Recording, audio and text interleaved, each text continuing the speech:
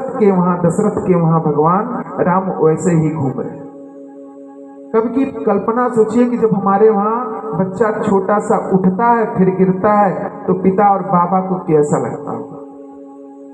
कैसा लगता है? कैसा लगता है? कहाँ है? कहीं चले गए थे क्या? बड़ा जल्दी है।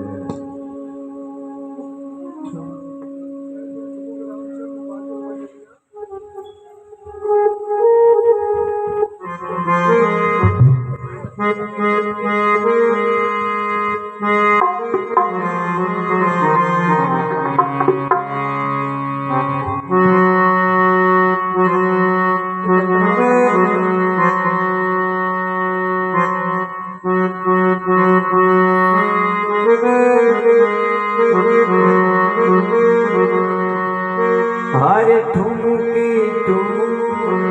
जाने ललना कोसिला कहना ठुमकी जाने ललना कोसिला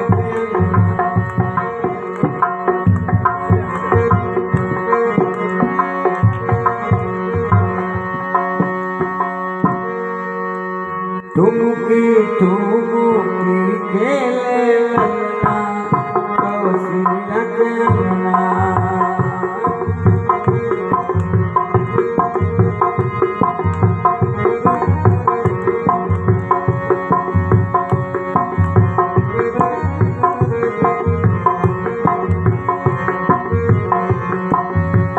हरिये कोसिला कहना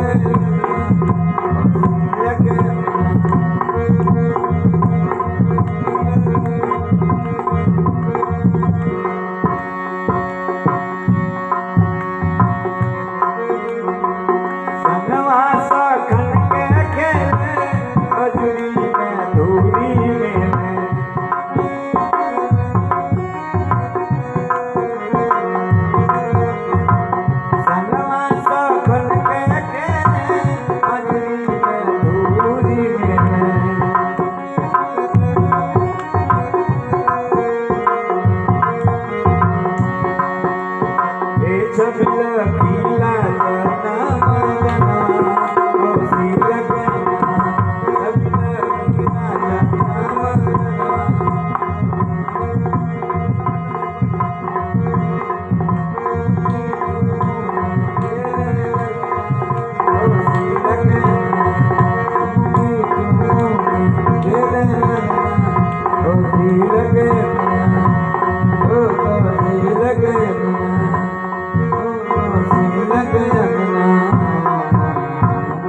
भये कुमार जबहि सब भ्राता दीन जनेऊ गुरु पितु माता।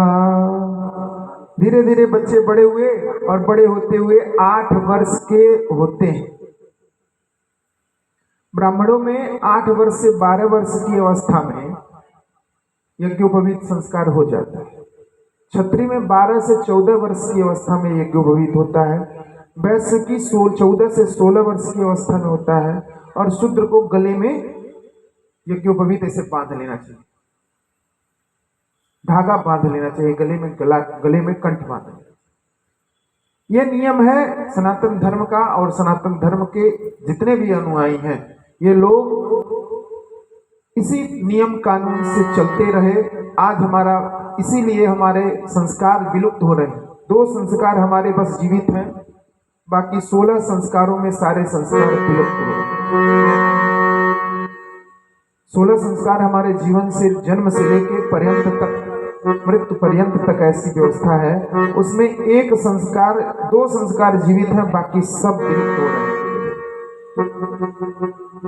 एक विवाह संस्कार इसलिए हो रहा है कि वो फलाने की बिटिया इतनी बड़ी हो गई, कहीं विवाह नहीं होता, लोक लाज के लिए।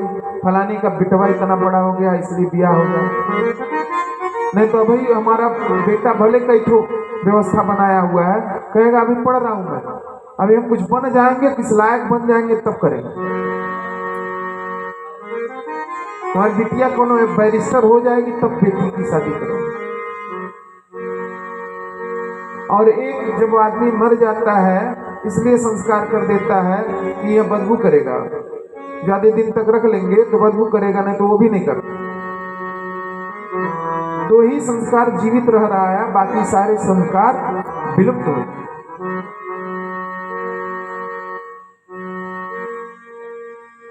थोड़े से बड़े होते हैं और उसी समय विश्वामित्र को पता चल जाता है कि भगवान का आगमन हो चुका है इस धरातल में।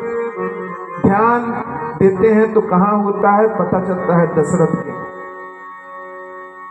दशरथ जी के वहां जैसे ही विश्वामित्र पहुंचने की बात सोच रहे हैं, वैसे अयोध्या में व्याकुलता हो रही, व्याकुल हो जा रही है।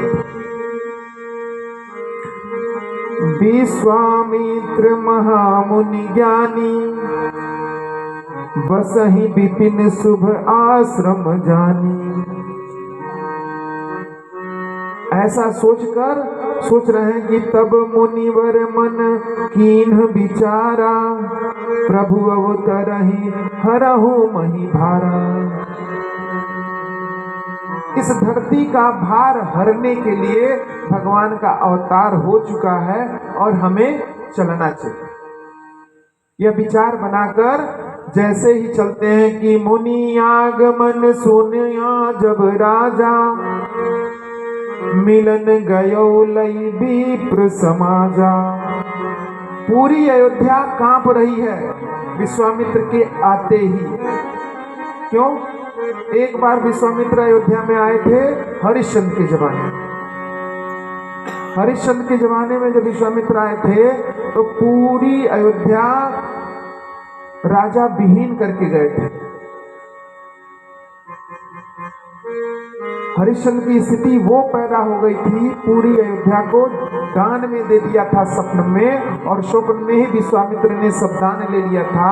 आते ही इस स्तर पर पहुंचा दिए उसकी परीक्षा लेने के चक्कर में कि अंत में रोहित को कफन, उनके पुत्र का नाम था रोहित, रोहित को कफन के लिए उनकी मां फाड़ कर दे रही है अपना साड़ी। वो जो दुर्दशा थी उस दुर्दशा को सोचकर सारे अयोध्यावासी और दशरथ सारे लोग कांप गए। उस कहानी के अंदर नहीं जाऊंगा, बहुत उस कहानी को लगभग हरिश्चंद्र की कहानी लोग जानते हैं, लेकिन उस सोच को, उस व्यवस्था को सोचकर कि उस समय विश्वामित्र आए थे और अयोध्या इस तरह से कांप रही थी, अयोध्या सूनी हो चुकी थी, आज क्या होगा, क्यों आए हैं, और इतने दिन के बाद दशरथ के वहां पुत्र आया है और पुत्र के समय आ गए। तो ब्राह्मणों को आगे करके, विद्वानों को आगे करके, देखो कुछ मांग रहे हो तो दे दो, वहीं से विदा कर दो, हम क्यों आने की जरूरत, दौड़ चले। सोच नहीं पा रहे हैं दशरथ क्या करूं, दौड़ के अपने जा रहे हैं तो पंडित जी को बुला रहे हैं, तो फलाने को बुला रहे हैं। कभी कभी ऐसा हो जाता है, जीवन में भी ऐसी घटना घटती है कि क्या करूं, अब क्या करूं, कभी पंडित जी को, कभी फलाने को, कभी डॉक्टर को, कभी ज्ञानी को, तमाम लोगों से बात करना पड़ जाता है। दशरथ की स्थिति वही हुई है। और दशरथ जाके पूछ रहे हैं, के ही कारण आगमन तुम्हारा,